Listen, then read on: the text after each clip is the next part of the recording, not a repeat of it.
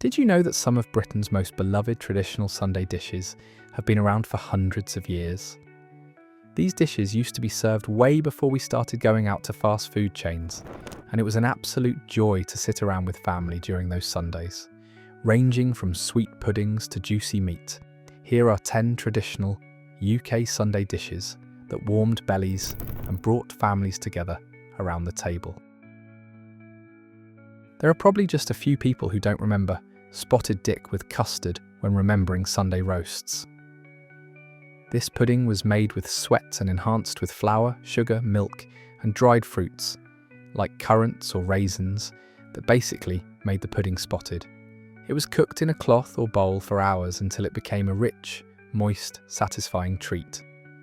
After it was done, the pudding was cut into thick slices and served with a nice helping of smooth and sweet custard.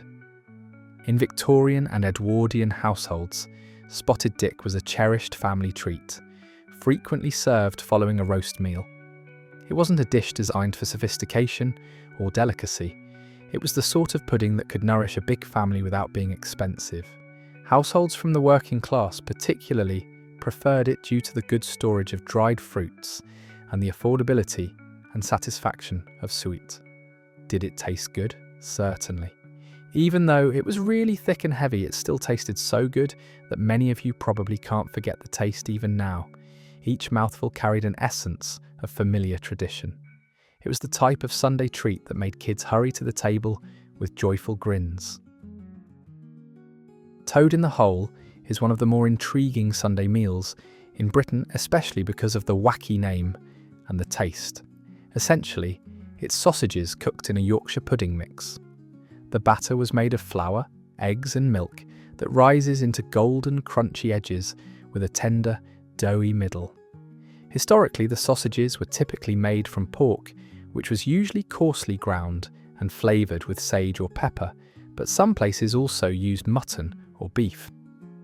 The meal was made in a big tin, and it was the type of dish that didn't need costly ingredients, making it especially favoured by working-class households. On Sundays, when a complete roast wasn't feasible, toad in the hole provided a satisfying, warm and substantial meal at a low expense. It was frequently served alongside onion gravy and a portion of peas or carrots. In terms of flavour, it was delightfully soothing. The crunchy batter and the chewy centre with gravy made an amazing combo, and the sausages were like the cherry on top. Faggots may sound kinda odd to most, but this dish used to be really common on Sundays, especially in the Midlands and Wales. The meatballs were prepared using offal, which was pork liver, heart, and occasionally additional cuts that were finely chopped with herbs, breadcrumbs, and suet. They were made into balls and wrapped up in caul fat before baked or stewed, and they came with some really nice onion gravy. This dish was mainly made by the working class, who were keen on using up every edible bits and pieces of the animal to make sure that nothing was wasted. Families that couldn't afford premium cuts of meat transformed simple ingredients into something richly flavourful.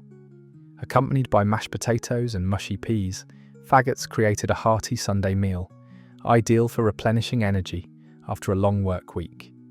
The flavour was earthy, rich and kinda gamey because of the offal, but the onion gravy really brought everything together. It definitely wasn't a gourmet cuisine, but that doesn't mean it doesn't taste good. The fish filled up an entire family, and the best part was eating it together on a Sunday. Who doesn't remember boiled beef with carrots? The dish was really straightforward. You threw in beef with some carrots, onions or other vegetables, and just let it cook for hours to make a nice meal. Sometimes, sweat dumplings were dumped into the pot to bulk it out and make it both filling and economical. This was the kind of meal eaten across classes, though the quality of beef varied. Rich folks enjoyed tender cuts, while poorer households used tougher pieces that required longer boiling times to soften up. The broth created by the slow cooking was often served as a starter soup, making the meal stretch further. Newer generations can probably guess that the flavour wasn't something stunning because it was basically just boiled beef, but after a long week of work, the dish was really nice on Sundays. The beef absorbed the sweetness of the carrots, and the carrots, in turn, soaked up the richness of the beef. With mustard or horseradish sauce on the side, it became a comforting plate that satisfied the stomach and the spirit. Though many today might find it plain compared to modern roasts, its nostalgia lies in its simplicity. For many older Britons, the memory of this dish is tied to Sundays, around a wooden table, steam rising from the pot, and the wholesome scent of vegetables and broth filling a home, heated by coal fires. Shepherd's pie or cottage pie. Two amazing dishes. Both were traditionally made on Sundays using leftovers from the week's roasts. Shepherd's pie used up minced lamb, while cottage pie used minced beef, which was basically the only difference between the two.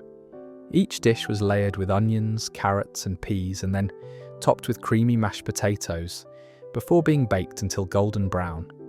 This was the ultimate recycled dish. Leftover gravy was mixed with the meat, and cold potatoes were whipped back to life for the topping.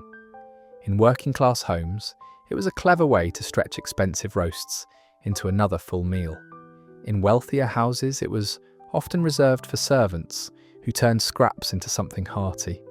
I bet you can already remember the bubbling pie brought out of the oven, waiting impatiently for it to cool. It's a dish that reminds many of cold Sundays turned cosy, with family gathered close. In northern England, especially in Lancashire, Sundays frequently featured Hotpot, which was a mutton stew slowly cooked under a layer of sliced potatoes. The meal was stacked with pieces of mutton or older sheep meat, onions, and occasionally carrots in a sturdy earthenware pot. The potato topping turned golden and crispy at the edges as the stew below bubbled into something really yummy. This dish was pretty common for working families, especially in those industrial towns. The best part for the women who made it was that they could set it up in the oven before getting done with the rest of the household chores, since it took quite some time to cook. Mutton was cheaper than lamb, but it was tougher, so it took a long time in the oven to get nice and soft. Once it was done though, the meal was really flavourful and savoury. For those who experienced it in their youth, Hotpot evokes images of northern homes, coal pits and factories where utility and coziness got together. It wasn't focused on luxury, but on thoughtfulness, a dish that said that you've worked hard enough and it's time to savour the meal. Then there was steak and kidney pudding, which was really common during the early 20th and the 19th century. The crust was made with sweat pastry that was filled up with stuff like cubes of beefsteak, ox kidney, onions, and then with a rich gravy. After that, it was tied up in cloth and steamed for several hours. In the end, you got a dome-shaped pudding, which was soft but really heavy, since the sweat pastry soaked up all the meaty juices inside. This was a dish that required a lot of patience, sometimes even more than the mutton stew, and so it was normally set up early in the morning so that it would be ready by the time afternoon came around. The taste was real bold and savoury, and the kidney added a deep earthy flavour to the beef. Not everyone loved the strong taste of kidney, and it was an acquired taste, but it really went well with mashed potatoes and cabbage on Sundays. Roast pork and applesauce, one of the best dishes on Sundays. The centrepiece was a leg or shoulder of pork which was rubbed with salt and roasted until the skin turned nice and crisp, which gave it the crackling in the name. The dish was served with some golden roast potatoes and other veggies, and a tangy applesauce that went really well with the pork. Children would wait hungrily for the chance to bite into that salty, crunchy skin like the kids who eat Zinger burgers these days. It did require skill though, since the oven had to be kept hot enough for the skin to crisp, without drying out the meat and making it chewy. This dish was popular across Britain, but mostly for wealthy folks who could have large portions of pork. Poorer families had it rarely, except for events or high days. The flavour was irresistible. Juicy and savoury pork with the sharp sweetness of applesauce. Even now, many recall the comforting crackle of the knife slicing through pork skin, the chatter of family at the table, and the warm satisfaction of a Sunday roast that left no one hungry. In springtime, especially around Easter, no Sunday dish was more traditional than roast lamb with mint sauce. A leg of lamb was studded with garlic or rosemary and roasted slowly until it became soft and tender. It was served with roast potatoes, gravy, and seasonal vegetables on the side like peas or asparagus. But the best part was the mint sauce, which was basically finely chopped up mint with vinegar and sugar. Lamb roasts were especially common in rural areas where sheep farming was common, but it was enjoyed across the country by both rich and poor.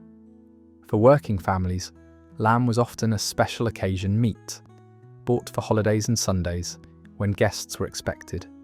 The taste was savoury, and the meat tasted amazing with the mint sauce, which I'm sure many of you can still remember, even today. Then there was the undisputed king of British Sunday dinners, roast beef with Yorkshire pudding. The beef, which was often rib or sirloin, was roasted until tender and served with gravy made from the pan drippings. Alongside were crisp roast potatoes, green vegetables, and of course, Yorkshire pudding. The pudding was a batter of flour, eggs and milk, which was cooked until it puffed up and became golden.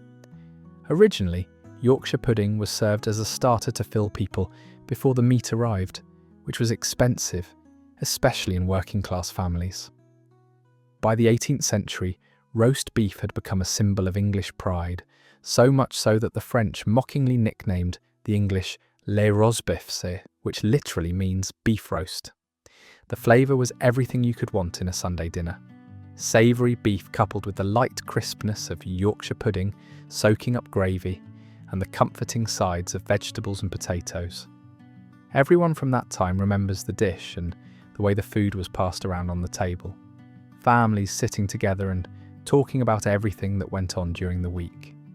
Roast beef and Yorkshire pudding wasn't just a meal, it was Sunday itself, wrapped in warmth, tradition, and family.